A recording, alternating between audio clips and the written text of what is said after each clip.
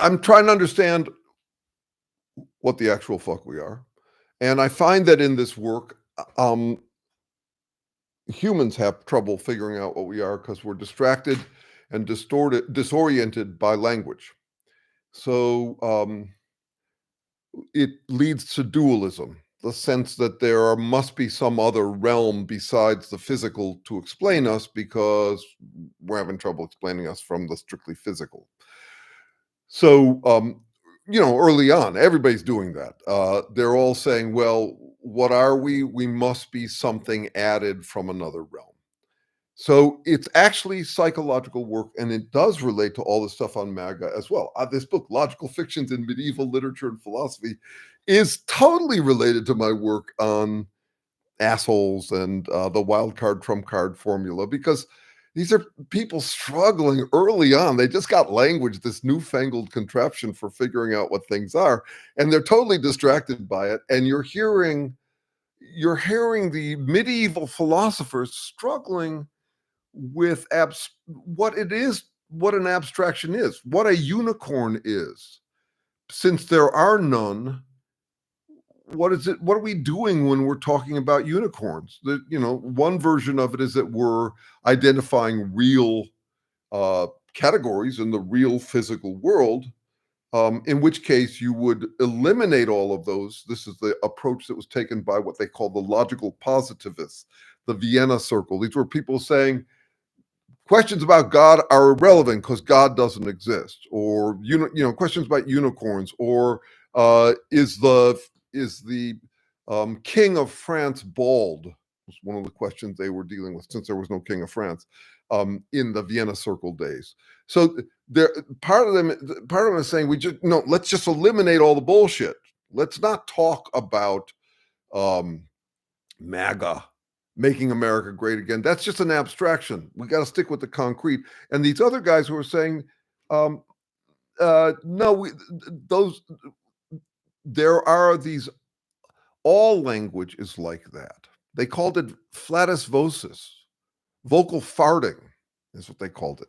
That humans just make up categories. And so you got this relationship between those two schools of thought all the way back in the medieval times.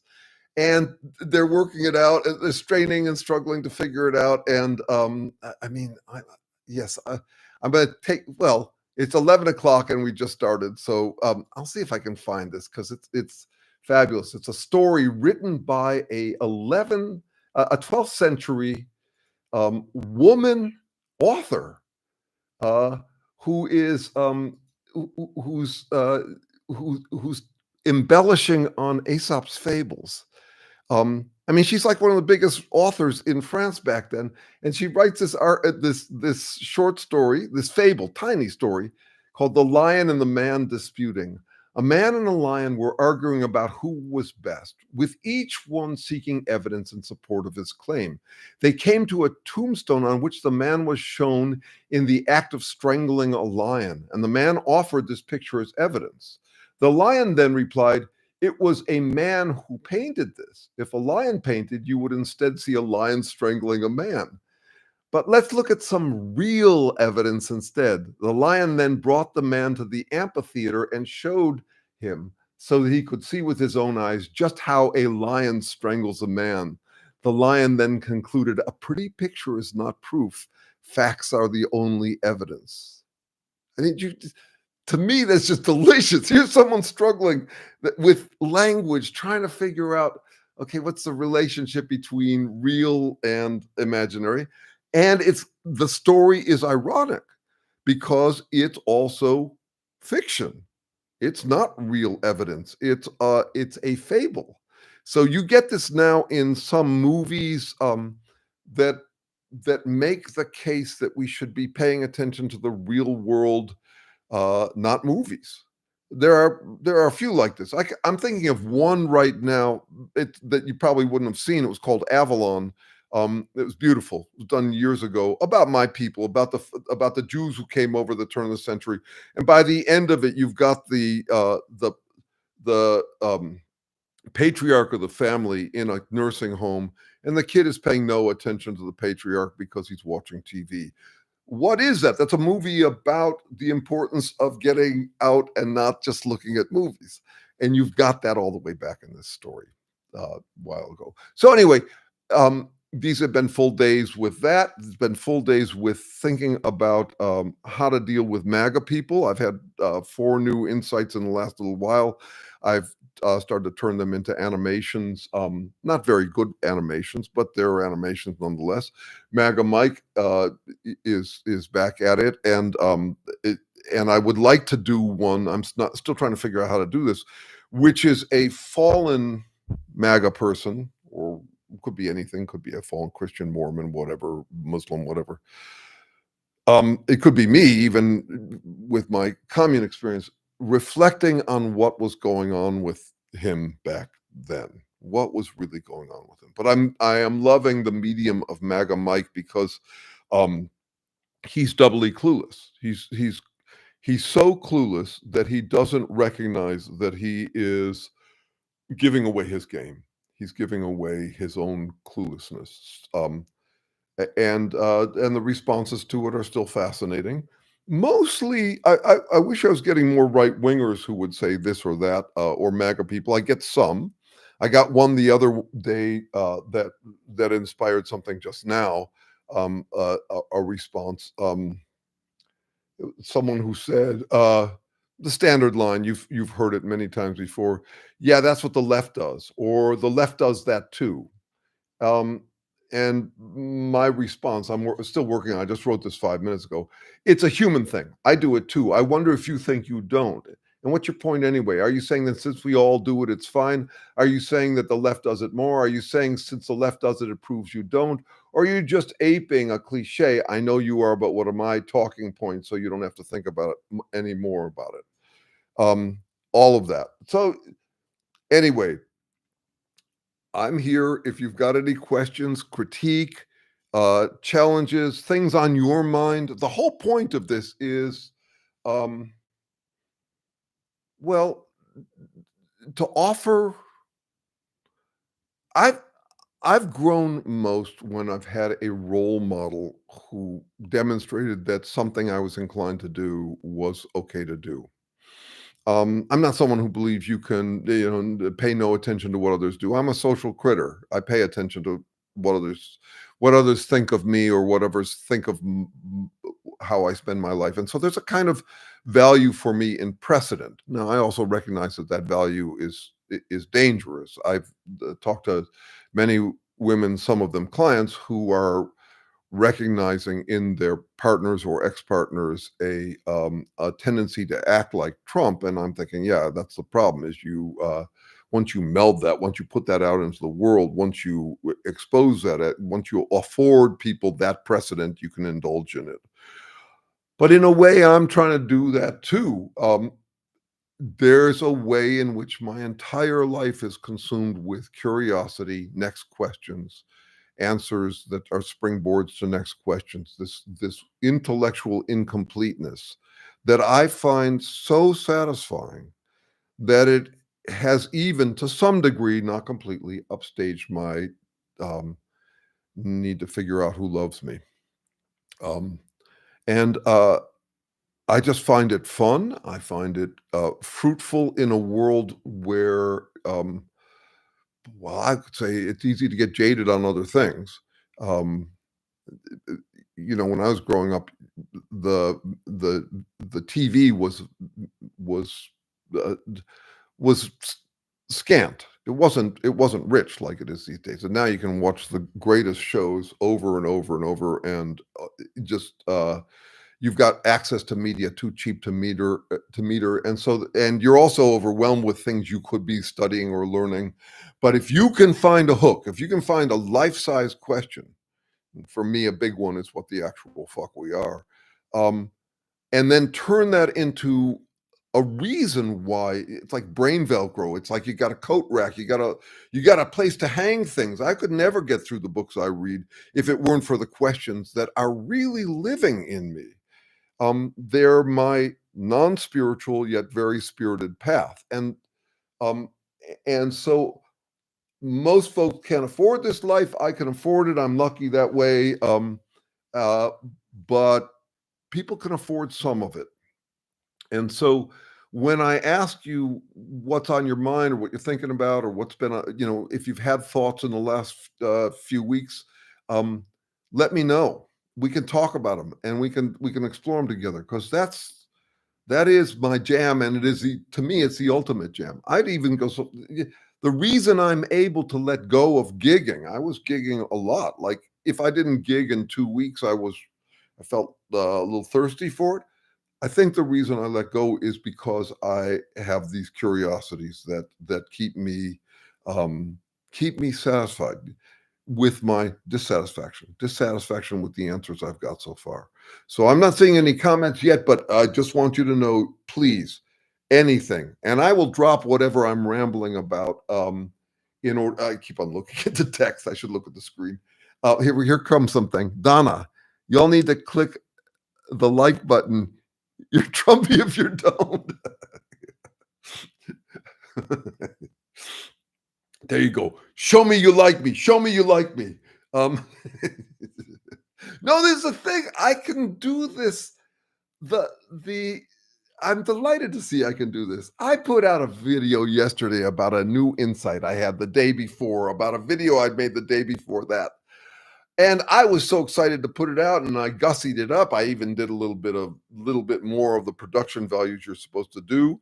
And I put it out, and this morning I went to see what I got: 150 views.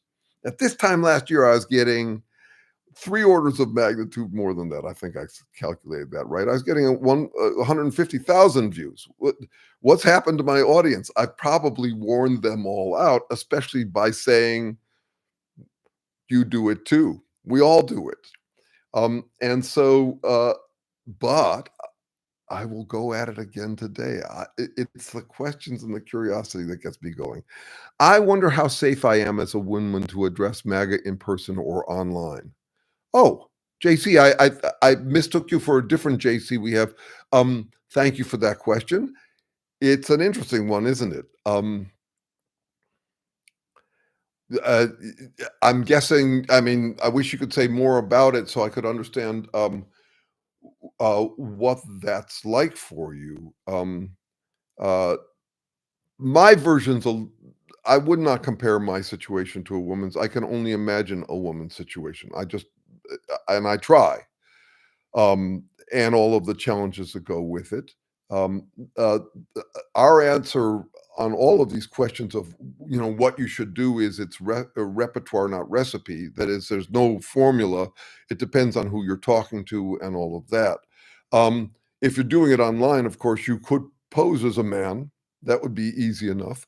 I also would love to do a makeover video for MAGA men, just like the female influencer makeover videos, but this would be about me getting all dressed up in my bulletproof vest and my fatigues and all of that, and but equally gay. I'd want to do that. And there is last night I thought there's a wonderful guy I should talk to about this. This is a flamingly gay guy who teaches in all earnestness. I wonder if you've seen this. Teaches on YouTube how to get the look of the Trump celebrity women. And he's really serious about it. And he's clearly not a Trumpist, but at the same time, that's not in there. He's just trying to show it. So I want to do the male version of that. In the meantime, on your question, this is all riskier work than we used to think we'd ever have to do. I think this is a major problem for us progressives or Democrats or whatever you want to call us, the anti-MAGA people, is that we really let our fighting skills atrophy, on the sense that if we all let our fighting skills atrophy, then there'd be no fighting. That's not how it works. When a large crowd of people become gentle and trusting, then they become easy marks for rough people and all of that. So, okay, I'm not a woman, but I'm Jewish by descent. As a race, I'm Jewish, and I'm vicious online, and somewhat in person as well. Um, uh, when I get a chance to talk to a Trumpist, I'm blunter than might be completely safe. There's a lot of memes about how, silence is the sin and the silence will, letting this stuff go, but very little talk about how to do it. So one thing I would say, JC, is if you're interested in that, and I don't know which JC you are, um, join us tomorrow morning at 9 o'clock. These are people, including plenty of women, who are trying to figure out how to most skillfully talk to Trumpists. It's it's a hard art figuring out how to engage with people there's no talking to, how to humbly humble humans who will say or do anything to avoid human humility. It's got to be done with core strength. You really need to know where you're coming from, or they'll knock you off balance. That's the point of that's like central for me these days. Um, but good, you do know this guy. Yes, uh, Kyle, you know this guy. He is awesome, Donna. Yeah. Um, I deal with this with my private clients as well. These are people who are dealing at close range with someone who they find overpowering. And um, some of these are people in very prominent positions, very successful, competent people um, who still are thrown off. They get defensive. They basically can be led by the nose by the person they find overpowering them. Some of that is a vocational hazard of their particular skills. They are detail oriented people and therefore will get lost in the details of some debate with an overpowering person. But you really need to know where you're coming from. And I'm very clear on where I'm coming from with the Trumpists. I'm not trying to persuade them to believe what I believe. Um, I don't think, I mean, I suppose it'd be nice, but it's not where I'm focused. I'm focused on getting them to introspect just enough that they become decent folk. By whatever standard, there's lots of ways to be a decent person. Um, okay, Donna, that's different. I would love to see you join our study group. So let me just do the advertisement for it. It happens every other weekend, every other Sunday morning at 9 o'clock California time. I guess that would be what 11 o'clock your time, maybe. It's free. All I need is your email address. I will not share your email address with anybody. It's online. People often show up and don't say anything, or show up and don't show their face. But it's a conversation among people all over the country who are dealing with MAGA people. And what they do is they bring in things they've tried, and I bring in ideas, new ideas I've been trying, and we critique them. We figure out how to make them as effective as possible. So my basic assumption is that these guys are wusses who have. I mean, no, I don't want to say that. My basic assumption is that they've gotten into the habit of playing hero, hiding behind that, and that kryptonite for them is introspection. That is to see themselves doing what they're doing is something they avoid at all costs. So when someone says the left does it too, or the left does it more, that's someone trying to avoid looking at themselves. And I did put out a video this last week on exactly that subject as well, the whole question of introspection. Hey, Michael, good to have you here. And MZ as well. Great to have you here. So introspection is kryptonite to an absolutist, and their superpower is avoiding it. So what am I trying to do in an engagement with them? Um, I'm trying to get them to introspect a little bit. I don't want to be leaning in to try to get them persuaded of my point of view. I think it depletes my power. My power comes from standing clear in who I am, and while they have mostly a Trumpist, Donna has um, has dismissed anyone who disagrees with them as not worth listening to. I'm trying to somehow get through their spiked suit of armor, um, whether to coax out the human being or to poke them ruthlessly. and some combination often. I do a lot of what I call carrot sticking, where I'm really sweet to them and tearing their arguments to shreds, not in terms of facts. No, I don't think it's about facts. I don't think it's about beliefs. I don't think they have beliefs. I think it's a feeling thing. And I am basically from a neutral core trying to simply exposing what they look like to me. Um, Good, Michael. I'm glad you liked that video. It was fun to make. I was going off to get a blood test, and the thought suddenly occurred to me: wait, these three actually fit. Rock, paper, scissors. Once again, that's the joy of this weird life I live. This lifestyle where you just doesn't matter where you are. You always got these questions humming along in the background, um, and so I could be doing whatever, grocery shopping, and suddenly I'll get some new idea. As I was driving back from Portland, um, I was texting. I did get a ticket, but for speeding, not for texting. I was texting just quick notes to myself as I was speed listening to these books of things I wanted to turn into articles and videos and all of that. So it's especially nice when you use the social media as your intuition pump. It keeps on pumping ideas because you pretend you've got an audience for it, or you act like you got an audience, what I call strategic gullibility. I've been doing that for a long time. There's this 87-year-old buddy I've got, uh, a philosopher, fabulous guy, um, in ill health, as one might be at 87. And I had to say to him the other day, "You have been my muse for years." It's like show and tell. It's like, oh, good, I found something new to talk to him about. What a service that is when someone can do that for you. And if they don't do that, so I'm thanking you for doing that service for me. You are my muses. I come up with ideas and I think about, oh, I get to share that with Kyle. I get to share that with Donna. I get to share that with Louise and Michael. And it's so that's kind of that's what I'm suggesting here. So anyway, Donna, please, if you're not already on the email list, email me.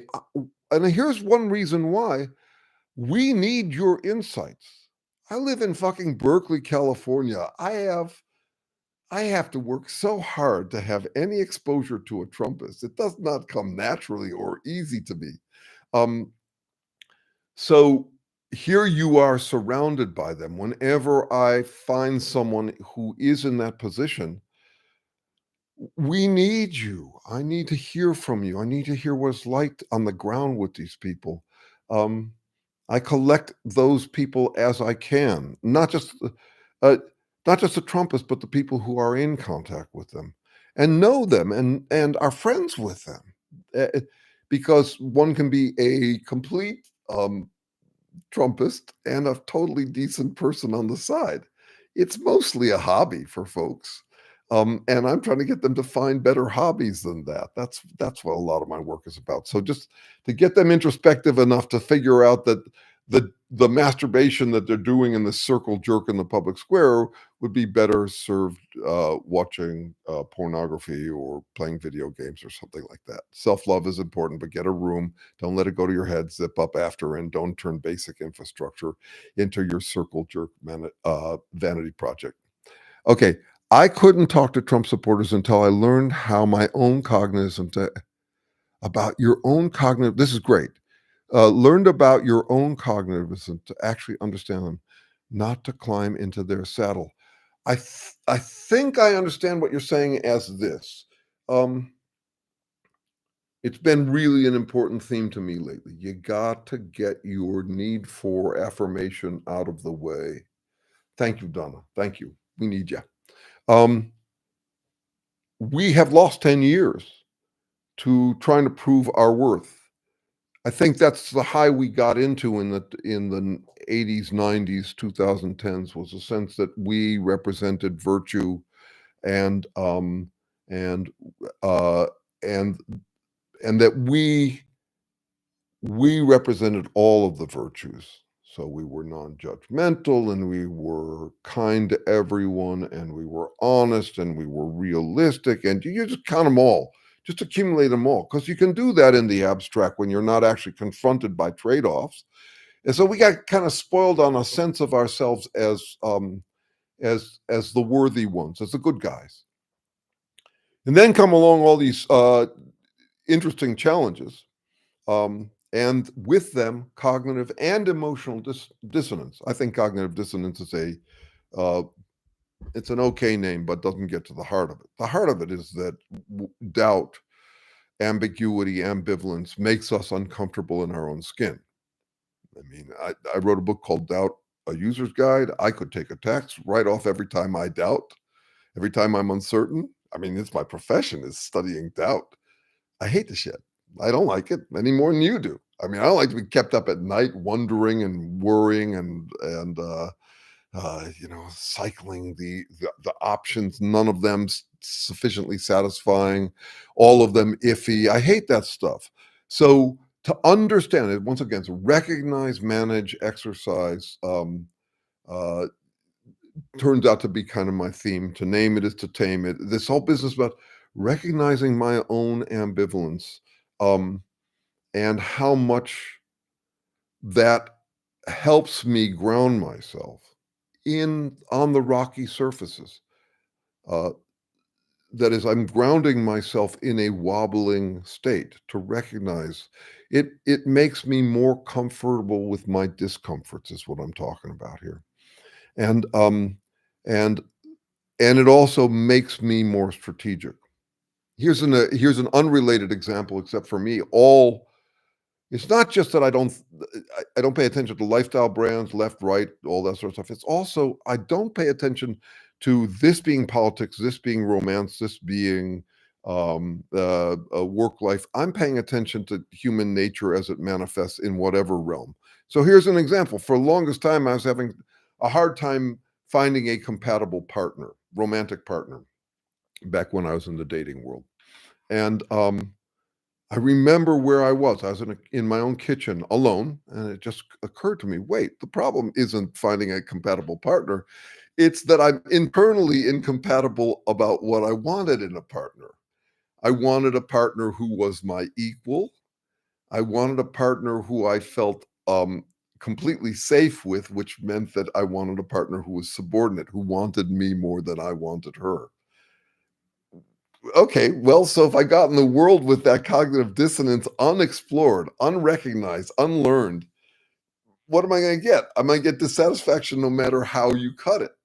Um, I haven't thought of this before, but in a way, I recognize the same thing later in that I wanted to be partnered, but then again, when I was partnered, I was restless.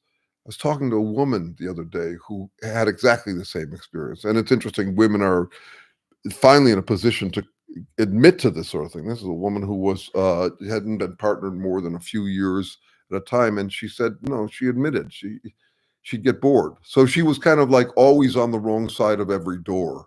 Um, to recognize that stuff is really helpful because then you can start to be strategic about it. So, and you can say in general, what's going on for me is um, I want to feel comfort in my own skin. I want to figure out what's really true. I want to be hopeful. I want to be realistic. They are often at odds. And if I don't admit that to myself, I become, um, well, I'm stunted. And I'm also a pain in the ass, at least to a guy like me. When I'm sitting with someone who can talk about their cognitive dissonance, I can listen for hours. If I'm sitting with someone who's expressing their cognitive dissonance, but denying it and saying that I must be trying to trick them for saying that they're of two minds, I got 5 minutes. I can't stand that stuff.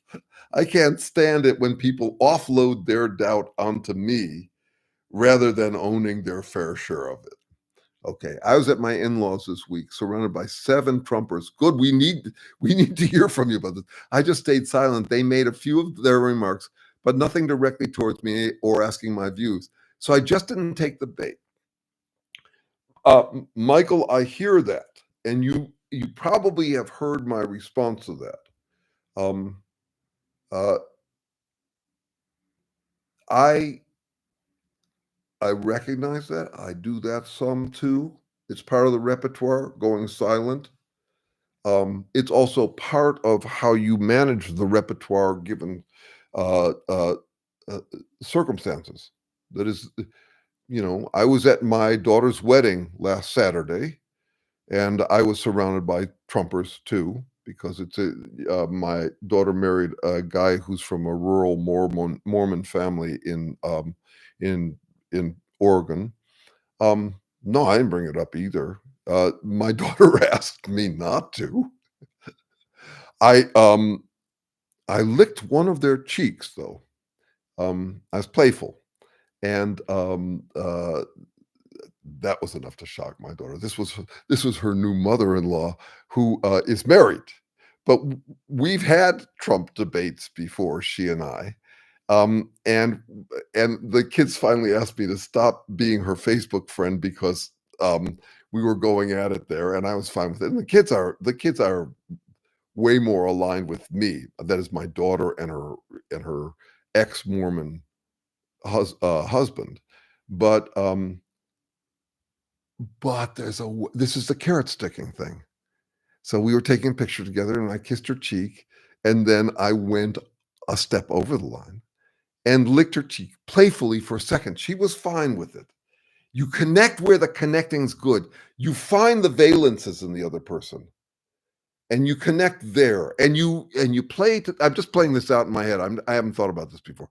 But my whole approach to making friends and why I don't mind losing them when I do, as much as some might, is that I make friends easily. But how do I do it? By playing the edge. I'm not sitting in the comfort zone, the small talk comfort zone. I'm seeing how far into human I can get them to be. And I mostly do it by playing goofball, like Jughead or Kramer, or I don't know if you remember this guy from no, probably not, from the 50s, Maynard G. Krebs. It's a character that gets played. They have a role in drama as well. They're kind of an outsider in how human they are. They're kind of raw, not not refined. And so I'll play that role. And then I gave a toast that wowed people, but I'm playing both edges. I want to, you might have to deal with this, Donna or Michael or anybody, depending on where you are. There's a way in which I have this client in Tennessee. He's an engineer by day, very mainstream, but his mind's on fire. The guy's on fire. So you have to work out how he's gonna be among his people in Tennessee. He's frustrated by how dumbed down the conversation gets. He craves this curiosity stuff. He basically pays me to talk philosophy, whatever's on his mind. And because he doesn't have much of that in his life, and yet part of what he's trying to cultivate in himself is a way to be skillful at dropping little tidbits of connection in human to human. And even if you don't, so not taking the bait is a good start, but also not taking the bait, but still engaging with them. My theme in all this work is don't debate them. They're just masturbating to you taking the bait. Call them on that instead. Well, you didn't want to call these 7 people on that instead at this party, but there is a way of teasing about it. It's why I think wit is so useful to this work. It's why I'm fascinated by dialogue in good movies where someone is able to play that role. They're snaking through the civility, and they're finding little places to connect with people and be real. It's my version of what a gentleman is these days. Is a gentle person. I don't mean men, but it's the capacity to maximize the tact of your honesty, or at least to play with those two as close as you can, recognizing that you have to be tactful and that there are things so honest things you could say that no matter how tactfully you said them, they would still hit wrong. Um, so there's a whole skill to figuring that I am trying to cultivate in myself. And I'm not doing bad at it. I started doing it because I wanted to win women. Um, and women would fall in love with me through their ears. But it turned into its own thing. It took on a life of its own, and it's basically wit. Wit is about how to be honest and at the same time as tactful as possible. Um, uh, I think that's the point I missed from what you said, Michael. Not to climb on their saddle. So yeah, we're right there, which is I want to get them off their high horse, which takes some introspection. They have either they would get off of it because they introspected, very unlikely, or they would be yanked off it and be forced to introspect. But one way or another, they'd end up off there. But I do not want to mount the steed in their stead. And this is where we lost 10 years. And this is why it's been useful for me to watch all the leftists react to MAGA Mike as though he's for real. It's impotent. The shit they say at the shit we say at the Trumpists. It sounds like we want their high horse instead. I'm not going to compete for a high horse. We're humans. So it's great that you're also wondering after the fact. They have that French term I ought to memorize for the speech of the stairs. It's what you think you should. It's what you remember, what you wonder what you decide you should have said in some interaction as you're walking upstairs to bed. If someone could look it up, it's a great French term. But no, that's what prompts me. That all the time. I'm not only are my answers, but my failures are springboards to next questions.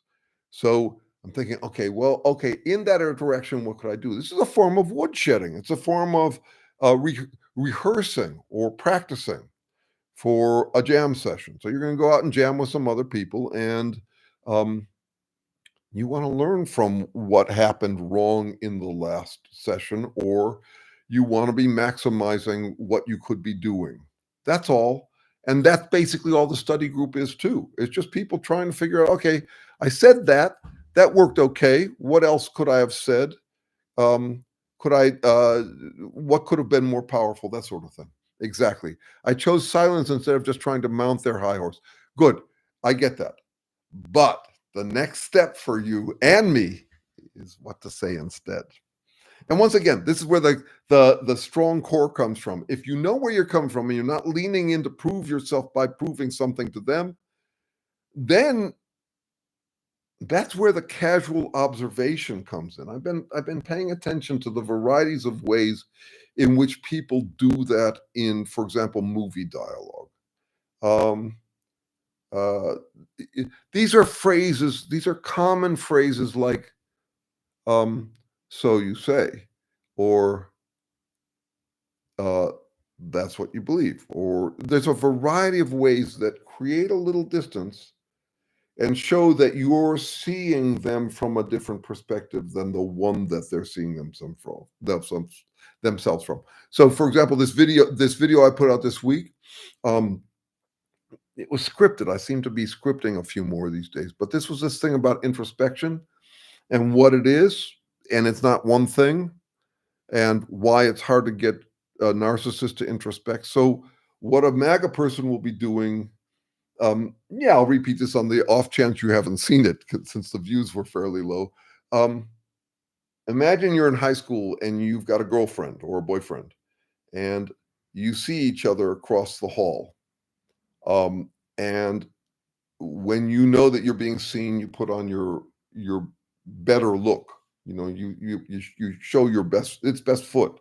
You know, you make yourself look as good as possible. And not only that, since you're crushes, um, the person who's seeing it wants to see the better look. So that's kind of what puppy love is like. It's a mutual admiration society in which two people are flashing their best and want to see the best in each other. Well, what is a narcissist? It's a mutual admiration society of one. So that's what they're doing. They're flashing their best side and they're trying to see their best side. And what do you do with that? Well, you see other sides. You see the full human package. You don't condemn it. So it's not only getting them off the high horse, but not demoting them into the dirt. It's um, it's demoting them to the elevated status of human.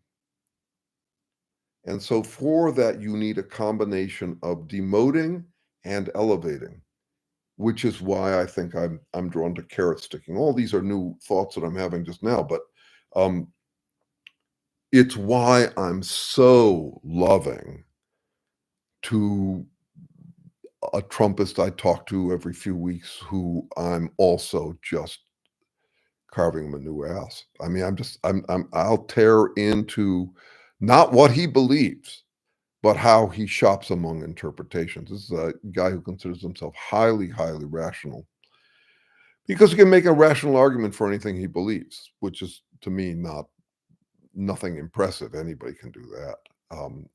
But because he can make a logical argument for what he believes, that's all he feels he needs. And I I call I'm really sweet with him, and he's really hooked. He really loves our conversations.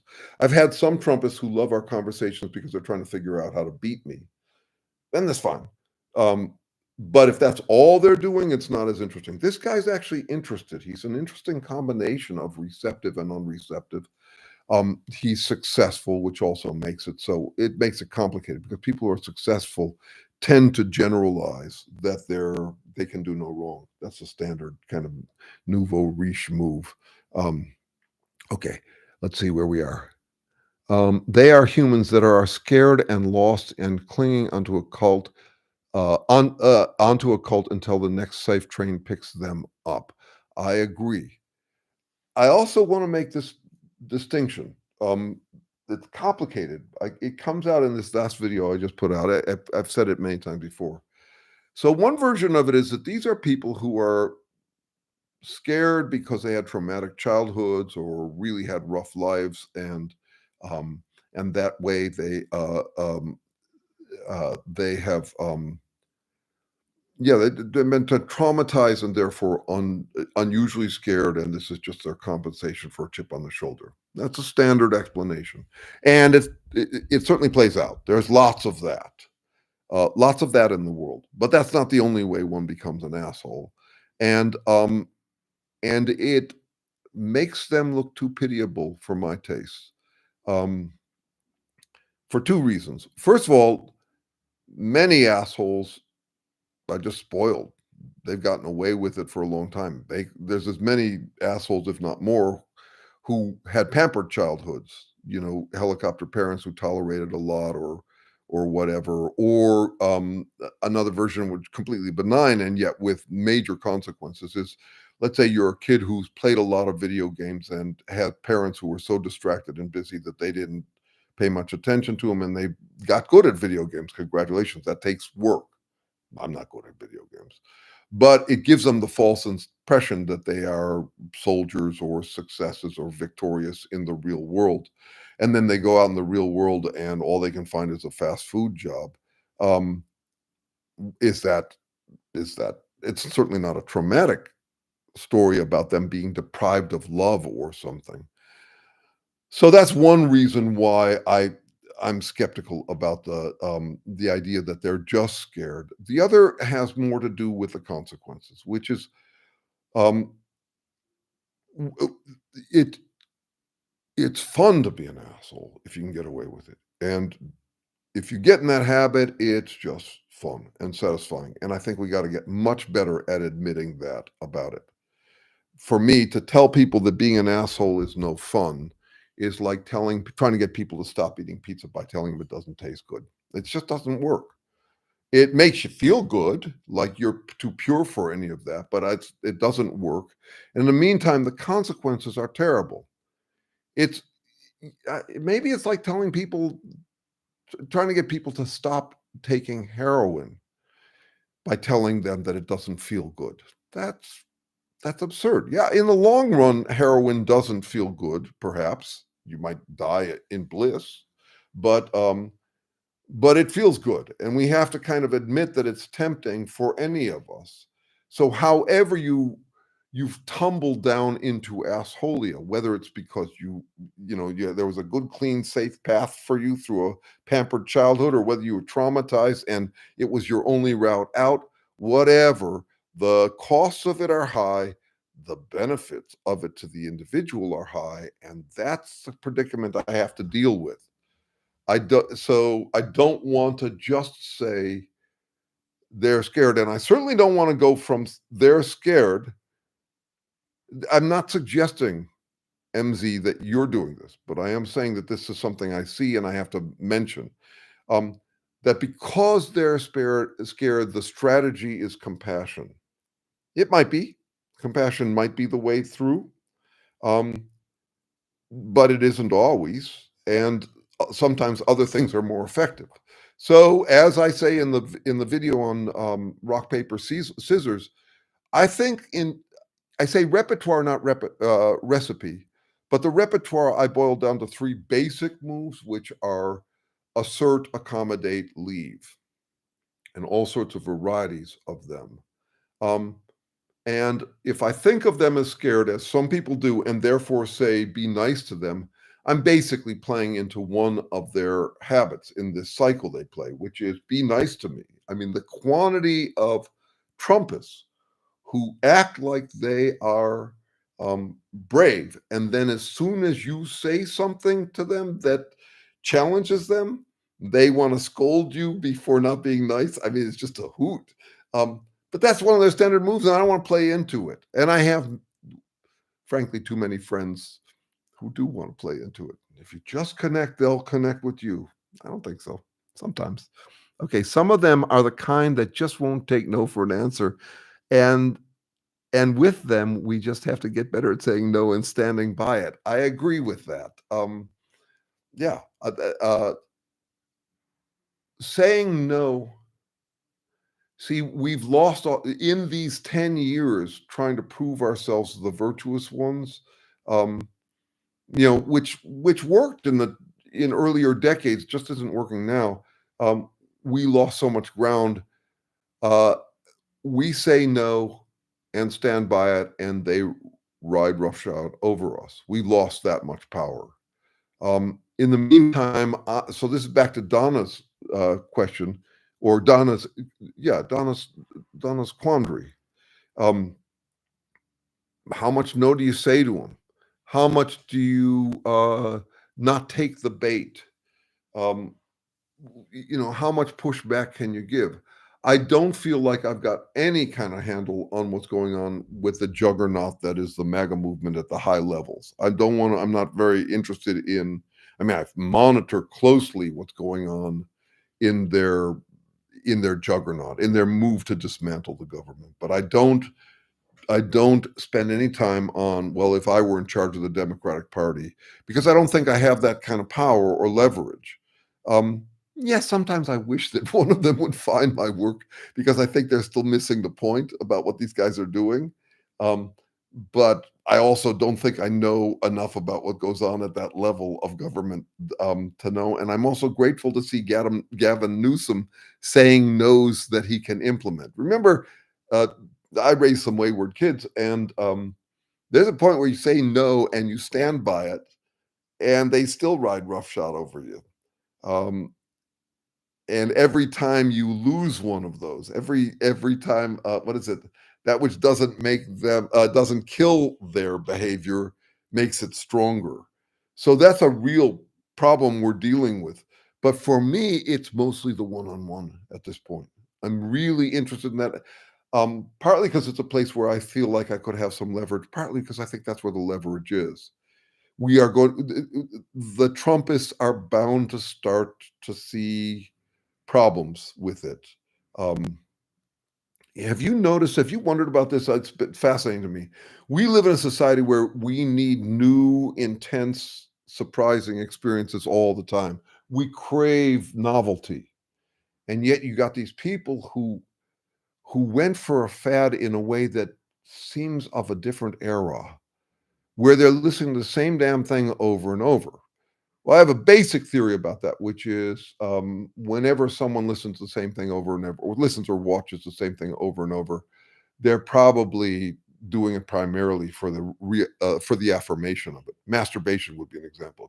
If you watch the same kind of porn over and over, that's fairly repetitive. But yeah, there's hormones involved and all that. But at the same time, yeah, I'm thinking that's reaffirmation that we all need, and you're just basically milking it.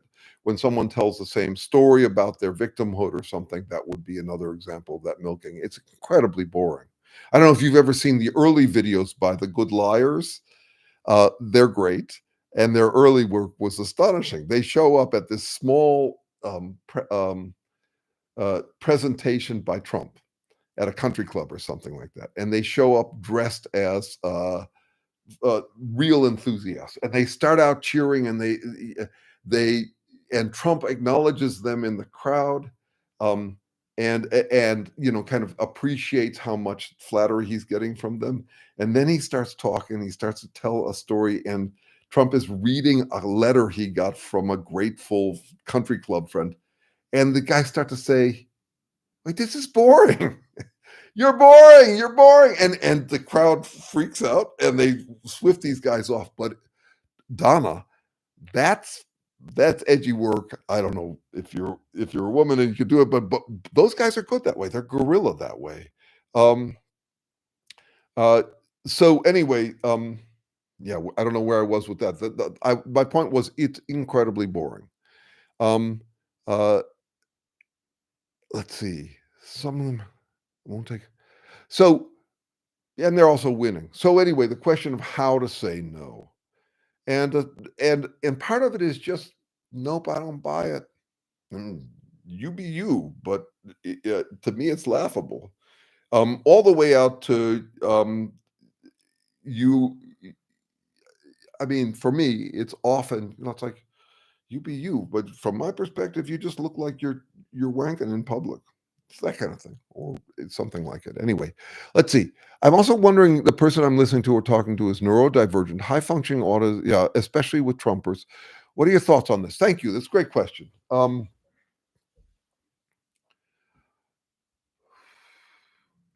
Some might be. I don't know if it changes my strategy with them. Um, and to extent we're all neurodivergent or culturally divergent. Yeah, I know there are radical differences.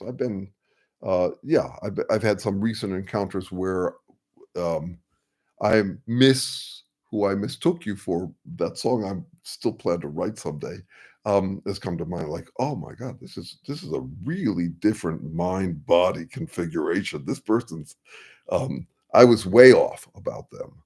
Um, I've also had situations recently where, based on my initial assessment, I thought a line would work, and it's exactly the opposite of what would work.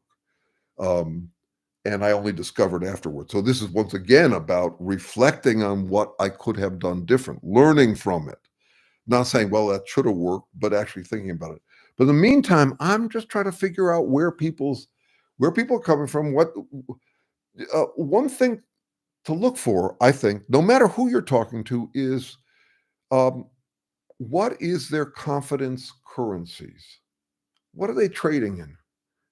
I mean, we all need our reassurance from something. What aspects of themselves are their load-bearing aspects, such that that they're getting their rewards from it? They feel good about themselves. Remember, this is a really big theme for me lately, which is um, we don't fall in love with other things. We fall in love with how we feel around those other things, or we don't fall in love with other people necessarily as much as well, the way I put it is, you got to factor in how much of your love for a belief or Trumpism or a person is that you love how you feel about yourself in the person in that person's presence. So that's about the confidence currencies. So if you can figure out what someone's confidence currencies are, you can figure out how to interact with them. And um, so a MAGA person's confidence currency comes from dismantling our nation. That's one of them. But that may not be the core currency. That may be what they're trading in this week, and before they were trading in something else, or this decade. But they certainly need some confidence, and that's why it's really important to affirm them where you can.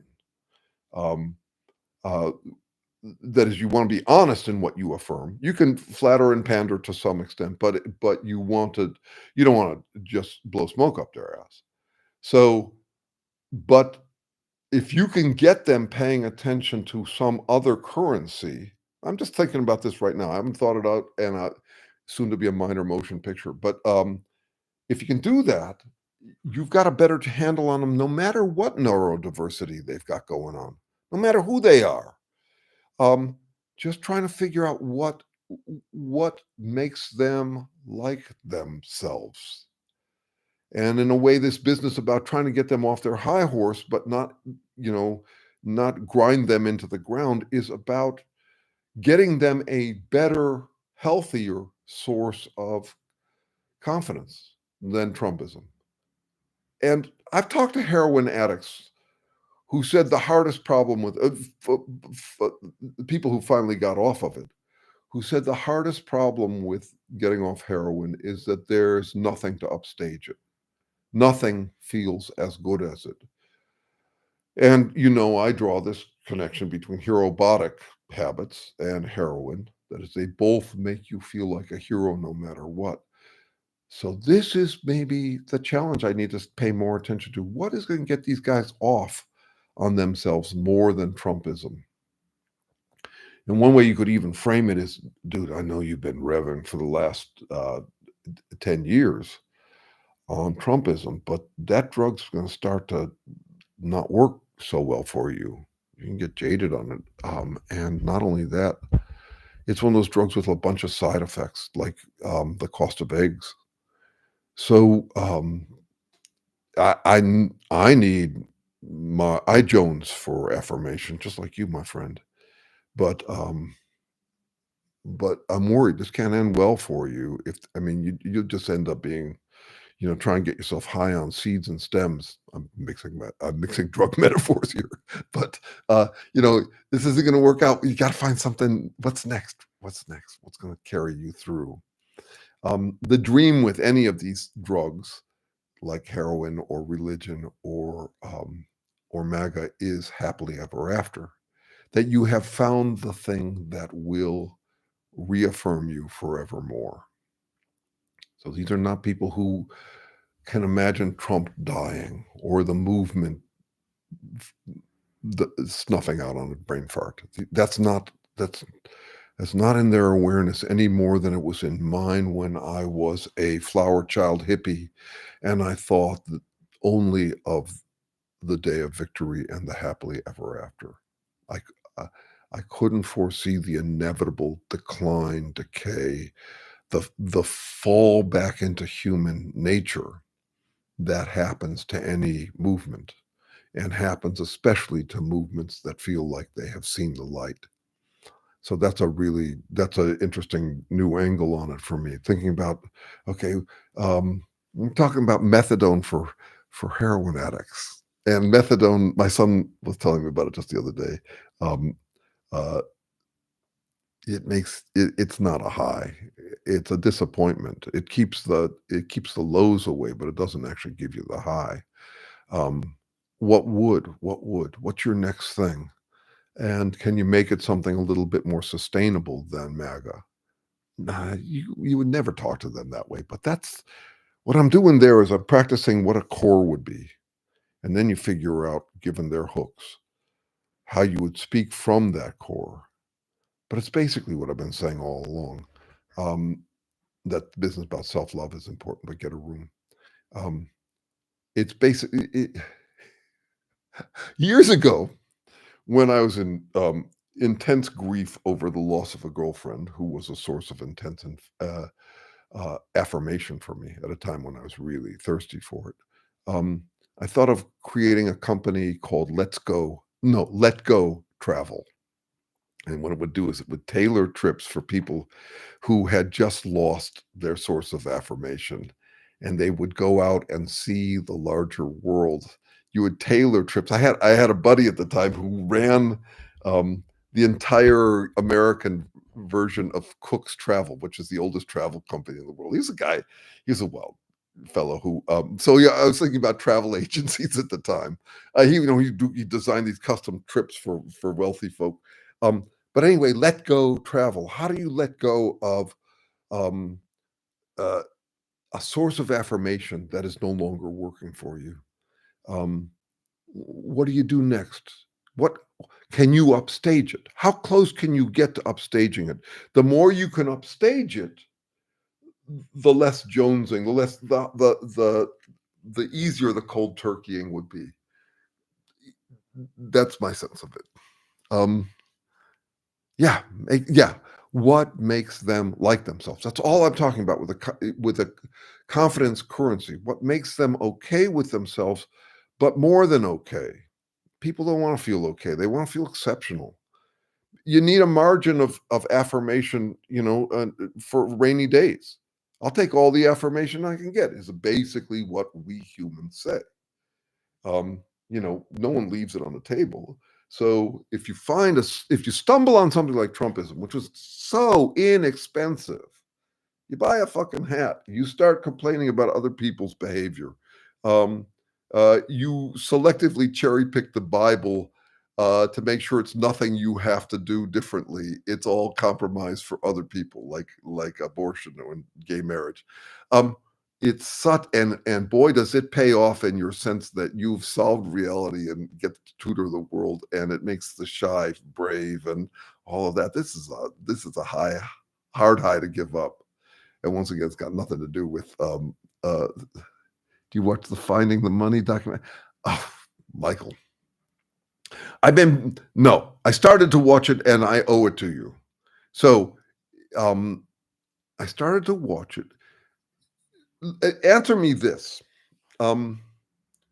Will it detail the something we've overlooked that is going to cost us seriously? If it does, I'm definitely going to watch it nonetheless. I watch anything you send me, as long as it's not too long and not too off. What I mean is, I wouldn't watch everything, but I would watch. I I respect it enough to catch that. In the meantime, know that I am paying more attention to these questions than the details of how fucked we are. So I'm trying to avoid. Um, I'm not trying to avoid it, but I'm not putting much emphasis into the doom scrolling detailing, and I'm not putting the much attention to the scorn scrolling uh, details. Which would be another part of it, which is that the vast majority and of far more popular videos than mine online are basically still just doing that. It's just scornography. It's like, do you see this shit that the Trumpists did today? See, this just shows that that they're assholes. I'm spending less time on that, but I would still want to know about this currency issue. So let me know a yes or no if it's mostly, oh God, we aren't even paying attention to this problem either. And then I'll know how to watch it. And I promise by the time we talk next, no, not if you show up at the meeting tomorrow, I won't have it watched by then. You know what I'm watching these days? That I strongly recommend if you haven't seen it is The Boys. You've all seen The Boys, right? Has everybody seen The Boys? The Boys is a series. It's four seasons, going into its fifth. It's an allegory of Trump, um, and that was exposed later on than its production. There were a bunch of Trumpists. It was very MAGA Mike. It was a bunch of Trumpists were enthusiastic about it until they figured out that Homelander was Trump. And then so I had watched it spottily and therefore not with all the continuity, and now I'm rewatching it again and finding it fabulous.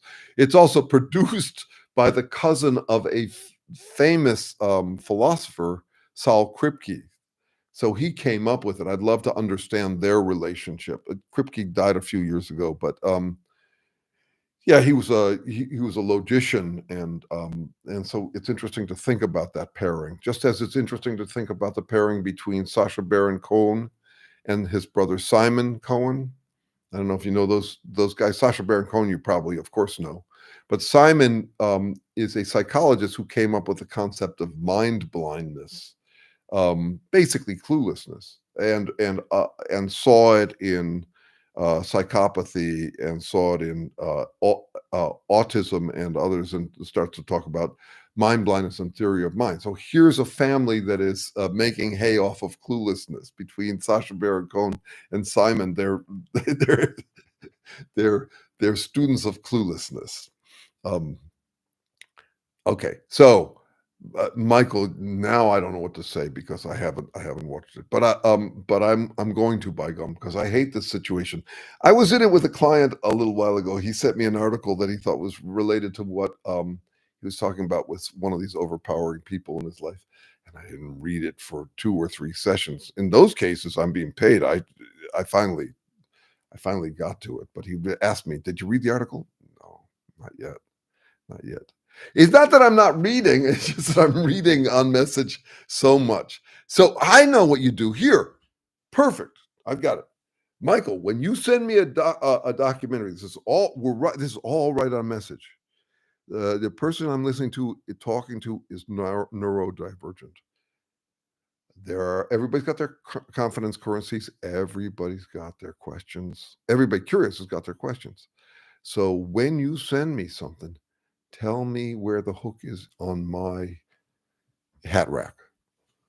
What does it pertain to? It's not enough to just say this is important. Say, look for the hook in the other person. For the hook in me. So, good. Okay, Michael. So do that with me, please. Email me. I'm going to put mine in here. Donna, are you still here? I don't know if you're still here, Donna, but I sure hope you are, enough to get my email here.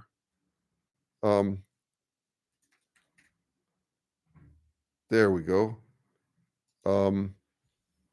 Email me to join the study group. I hope you do, and anybody else as well.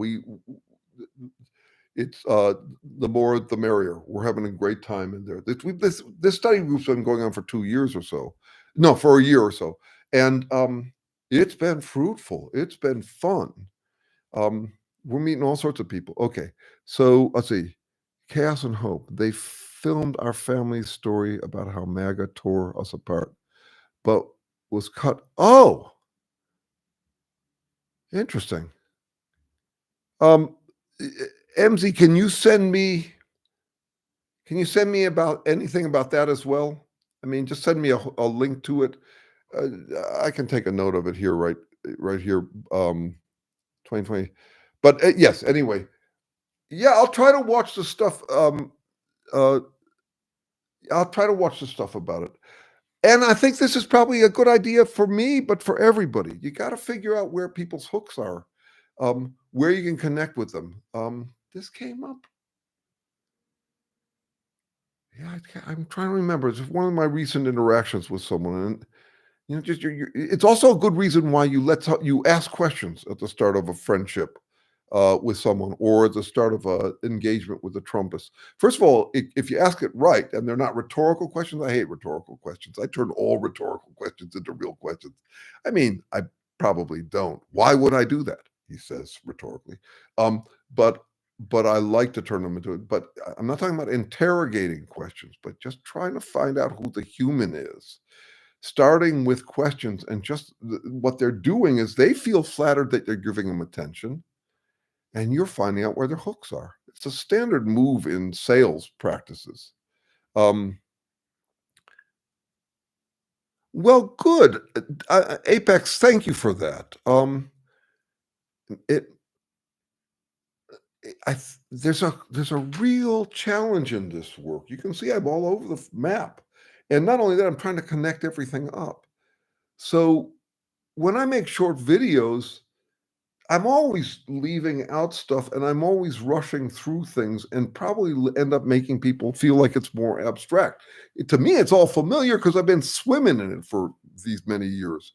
But for someone else, I try to compact a bunch of stuff down. So I'm glad to hear that. I plan to put out the next episode of that long form series in the next, maybe this weekend. I might get to it today. But just to have space to say to say things, and take the time it takes to be careful with them, um, I should just do that. I mean, there's a way in which I'm still chasing audience online by trying to be as succinct as possible, really short.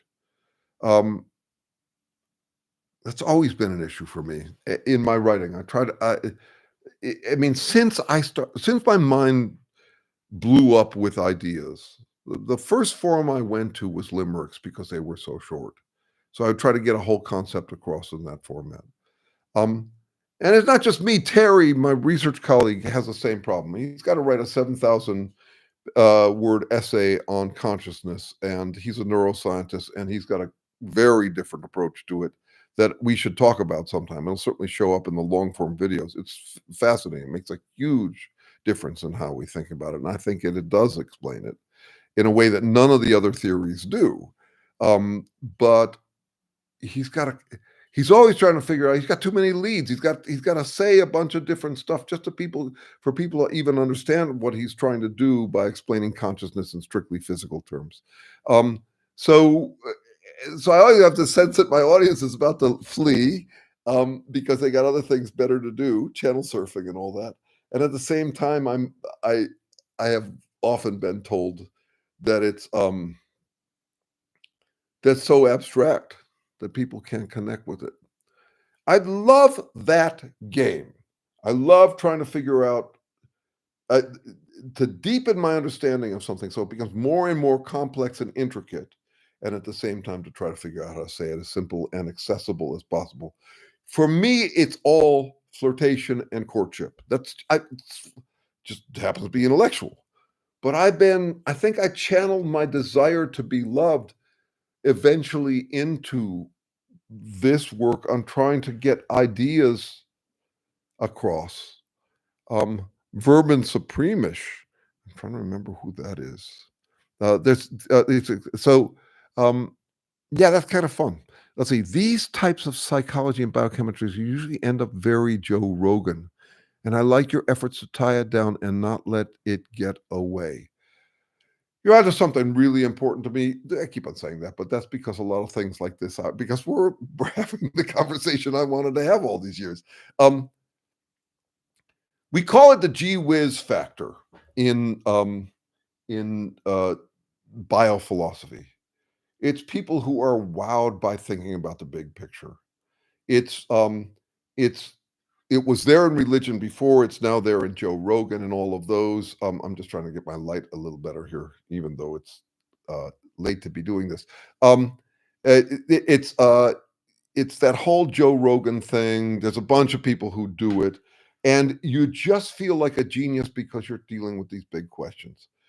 Um, for me, what happened is I started out there, and then I realized in succession, first about evolutionary psychology, then about complexity theory, that they weren't that I was getting an abundance, a cornucopia of explanations, but no way to really sort them out. And that was actually kind of a cheating fun about it for the people playing in it, is that you can pose your theory, and you don't there's a chance it'll be the top contender, but there's no chance that it'll be ruined because you're talking in the abstract about big picture things, and you can be wrong and it doesn't matter. So I got more and more into how do you keep it grounded, my efforts to tie it down and keep it tied down. Um, which kind of comes full circle here. If my question is what the actual fuck am I, I'm also ending up dealing with the people with the ways in which we don't want to know. One of my earliest quips was, no matter how hard I chase the truth, it will never catch me. I was noticing my attraction aversion. I really want to know. I really want to know what I am, but it damn well better be flattering. Um, I just want the truth, but it better be reassuring. Let the best plan win, but it better be mine. All of those tensions, which are there at the heart of humans. Heart and mind are a complicated tangle, and so yeah, that comes up. So, but while I was traveling, I just thought, no, this makes perfect sense what you did with your life. And this wasn't to reassure myself, it was just an observation as I'm swooning over this book. I'm reading people in the 1600s, 1700s, and then earlier than that for some, but at this point, I'm reading these people who are struggling to try to figure out what the actual fuck they are. And I have so much admiration for them for trying so hard, and I'm seeing where they tumble off into thinking they're just machines or thinking that they are ghosts, and I'm seeing the Christianity bearing down on them and how they got to be. They're trying to figure out what the actual fuck we are, and trying to keep their jobs, trying to stay in, you know, alive in a world where they claim to already know what the actual fuck we are as God's children and souls. And they're, I mean, one of the guys I read while I was in Mexico was Averroes, and God, does he blow my mind? I mean, this is a guy in the 12th or 1300s, um, calling out the limit. I mean, he's like, oh, the bravery of that guy. Back to Donna, and being mouthy at a time like this. He's in Islam. He's not in the Islamic world, but he's also got dealings with the Aristotelian scholastics who are trying to make sure that everything in Aristotle conforms to everything in the Bible and vice versa. These guys who finally got so frustrating that Francis Bacon calls them out, and that's the beginning of the scientific revolution, as we call it. But anyway, these people struggling to figure out what they are, having their own ambivalences about it, um, uh, kind of seeing the irony of what they're doing.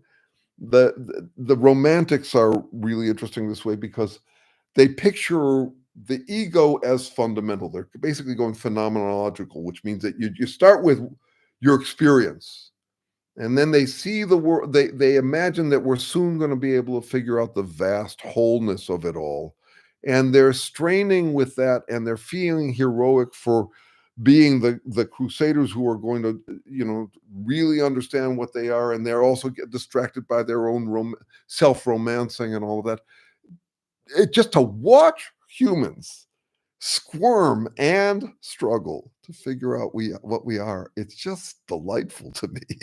And to know that I'm in that lineage um of feckless humans trying to figure it out, and yet not willing to sit to rest on mystery as the answer. No resting spaces, just trying to get it clearer and clearer on it. And I wouldn't be able to do that without milking the heroic romanticism of it if I didn't have another source of heroism that I'm playing on, which is, I think that this guy, Terry Deacon, who I've worked with for the last 28, 30 years, has got a new approach to it. In general, what we've been doing for the last many millennia is we say, there's got to be something added to matter to make it come alive. And then you get these guys will say, well, yeah, there's something added, but it's from another realm. So this is where you get dualism. And so they start to fill out what that other realm would be like. It's like, imagine this magical, miraculous potion from somewhere else. It's like God's power, God's will, or soul, spirit, whatever. Or these days, information. You talk about this thing that's out there that finally explains us. And then you get people cycling back and saying, wait a second, you're just making up shit, So let's talk about what we really are. We're just matter. Just matter. And there is nothing to explain because all we are is atoms in motion. And someone says, yeah, but we seem different. The living seem different than the non-living. What is that difference? And then someone comes up with another dualism. So Terry's doing something different. It's not teleodynamics with quantum field theory. Quantum field theory is another one of those dualisms at this point. That is, we don't know how it works, and we don't really fully understand it yet, and it doesn't explain anything about selves and trying. That's not what's going on at the quantum level. But teleodynamics is, if you frame it as a question, not an answer, but a question and a hunch or a hypothesis. But the question is, no, we only got the physical world. No dualisms. I don't even get to talk about information until I've explained interpretation, which is something only living beings do. So I got the physical world, and I've got to explain how life emerges within nothing but it. That's the job. And I'm not going to get distracted by pretending away selves and trying. And I'm not going to come up with some bullshit module that explains it, like information or soul or spirit or whatever. I have to actually explain it from the ground up. And in the process, what I'm saying is for me, it's so much better than any of the things you'd get on Joe Rogan or any other spiritual. Because what are you doing? What are those guys doing? They're doing a kind of impressionistic. Well, it kind of looks like this. It kind of looks like that. Oh, look, I gave myself a thumb up. Kind of looks like this. Kind of looks like that. This is what we are. They're making shit up. If I really want to understand what I am, I have to understand me from the ground. And the ground isn't evolution. The ground is chemistry, and simple chemistry at that. Um, so that's what I'm doing in that long form, and it goes all the way out. I mean, it is. I live and breathe this stuff. There's nothing else in my life. It took on.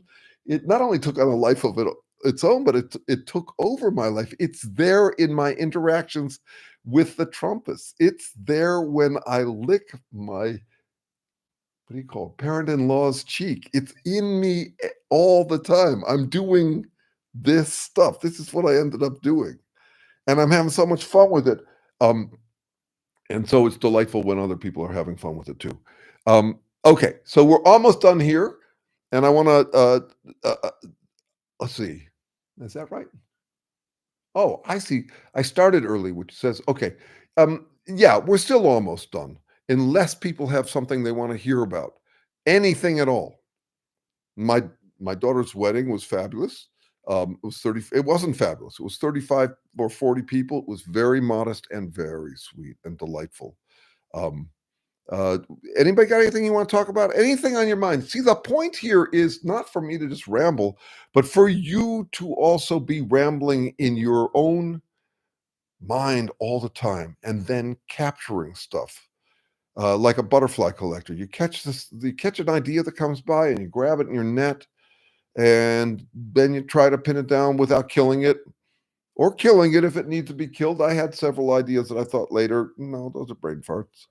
Um, it's a percentage game, though. If you start to feel like your percentage is good, you're more likely to hold on to whatever ideas come your way and see what's worthwhile about them. Um, let's see. Here we go. William, nice to hear from you.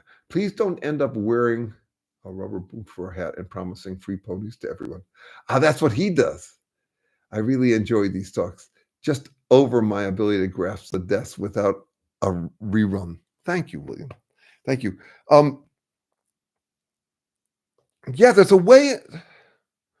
I'm just thinking about my experience of that, just over my ability to grasp the depths. I certainly have that experience. It's interesting. So I got this. I work with Terry. He was a Harvard neuroscientist, and now he's a Berkeley professor of neuroscience and prominent. I mean, he's got stuff in. There's what is it called? The Deacon's Law in neuroscience, but he's all over all these topics, and I'm admitting to him. This is maybe 20 years into our engagement. I'm admitting to him that I feel imposter syndrome sometimes, and he says, "Tell me about it.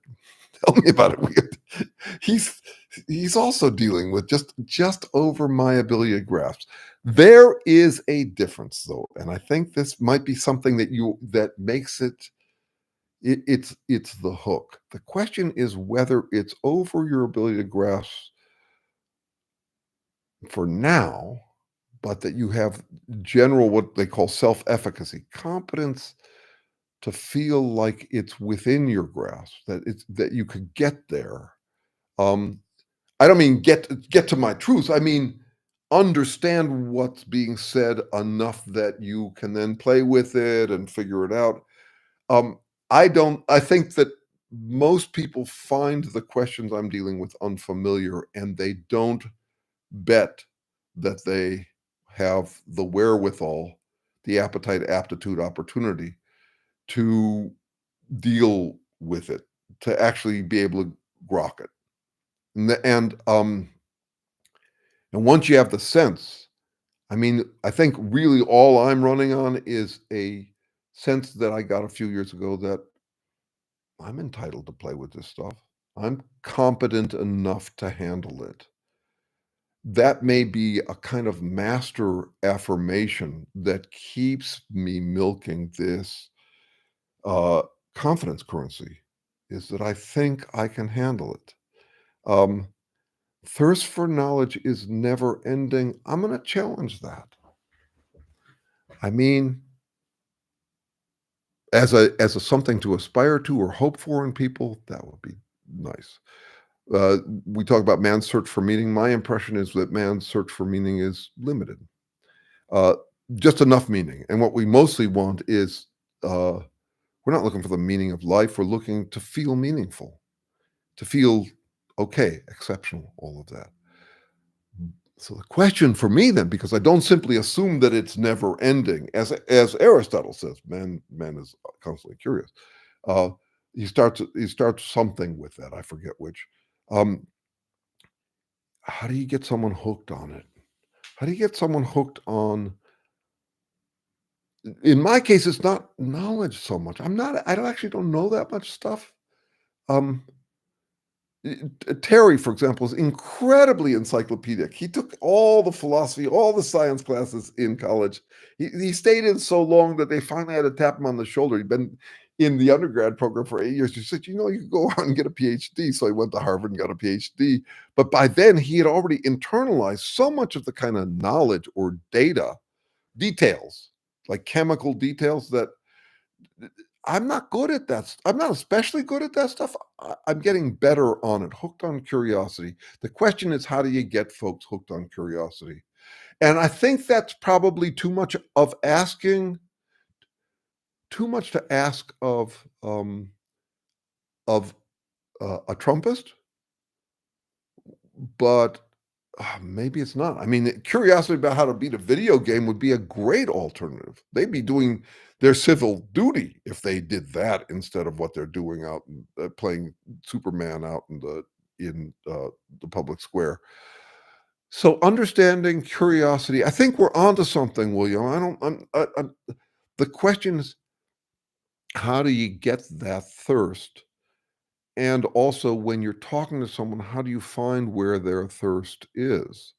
One thing I've tried on know-it-alls occasionally is to ask them, to compliment them on all they know, and then ask them what are they still on the fence about. To actually make part of the way to brag be uncertainty, to recognize an uncertainty. What are your life size? What are your live questions? Is really what I'm asking them. And it's interesting because they'll often the standard response is, well, my live question is how to get more people to believe the truth that I sell, what the things I know. And I'm saying, no, not that question. I mean, what's something that you're still on the fence about? Um, how to make it look brave to deal with doubt is a really interesting question. And the thirst, I think, takes the form of doubt. Um, so for me, for example, like most kids, I came into school, into kindergarten, eaten up with curiosity, but I was, or thirsty, thirsty to understand. But drinking from a fire hose and a lot of plain stuff. By the time I graduated from high school, let's say, I was kind of sort of saying, sorry, I asked. I wasn't that curious. It came back to me later. It came back to me because I got thirsty in my personal life. All of this I didn't start out saying, "Oh, I'm gonna be an intellectual or I'm gonna be a writer." None of that. I wouldn't have thought I had the capability. What happened was I encountered some personal cosmic wedgies that threw me off and threw me off of my pat spiritual answers. And I thought, okay, well, I could find another thing to be dogmatic about. People give up their dogma, but not their dogmatism. I mean, it was quite an addiction to feel like I was saving the world. So with my spiritual beliefs and all of that. So, but instead, what happened to me is I got curious about how people shop among interpretations, which is directly related to what you're talking about, William, which is we're shopping for to shop for to thirst for knowledge is related. It's a different way of talking, or to search thirst for understanding, or hooked on curiosity, as Jeff is saying. Um, uh, I think it's best motivated by uncertainty. Um, and actually, that's where this really does end. More and more, I think about incompleteness. Incompleteness as the physical grounding of our reality. That is, the bedrock keeps pulling the rug out from under itself.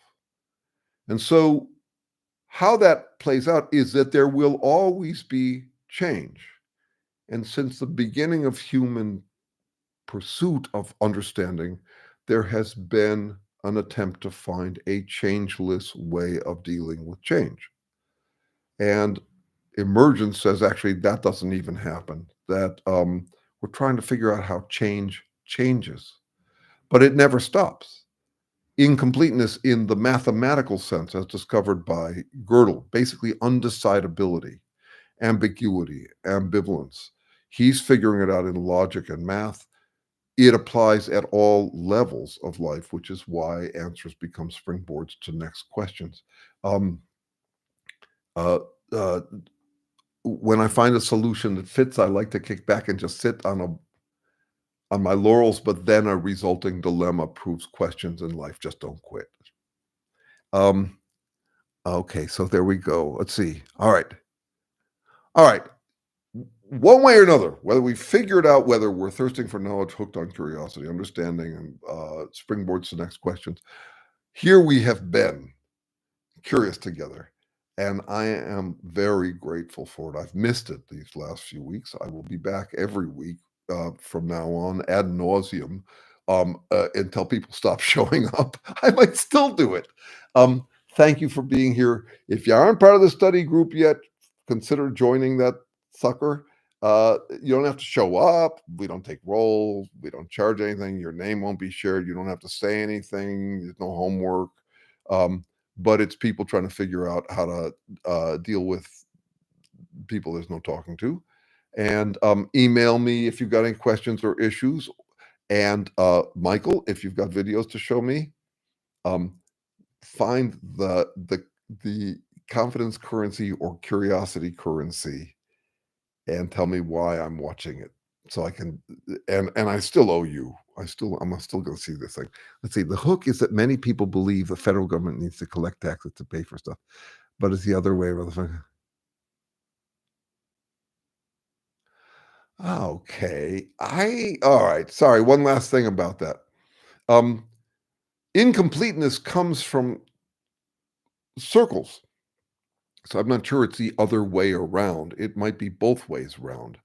Um, what goes around is things that keep going around.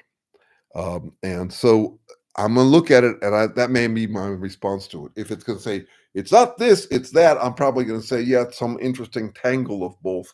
But, and not because I'm left or right or whatever, but because that's my guess about how economies work. But I'm going to take a look at it, Michael, and then we'll see whether we have different confidence currencies on that matter. All right. See you guys. Thank you so much for being here. Great to have you. Bye.